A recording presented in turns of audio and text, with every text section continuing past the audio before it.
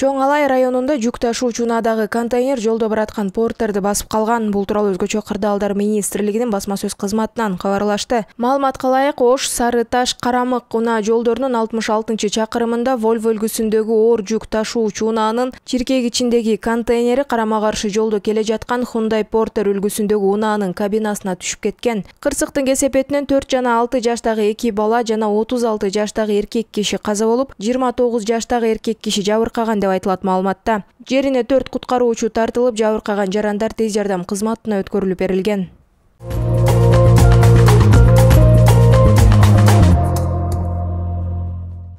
Мал айдап өтүүгө байланыштуу Төө ашуудагы туннель маал-маалы менен жабылып турат. Бул тууралуу өзгөчө кырдаалдар министрлигинен кабарлашты. Маалыматка ылайык, жай мезгили келип, малчылар жана чабандар мал жандыктары менен Суусамыр өрөөнүндөгү жайлоого чыгып жатат. Малчылар Бишкек-Ош унаа жолунун 129-чакырымында, тактап айтканда Төө ашуусунда жайгашкан Көлбаев атындагы туннель аркылуу мал айдап өтүшөт. Ошондуктан туннелде жол тыгынын болтурбоо жана коопсуздукту сактоо максатында унаалардын бардык түрүнө 15-20 мүнөт аралыкты сактоо менен туннелде эки тарабы тең убактылуу жабылып турат деп айтылат маалыматта.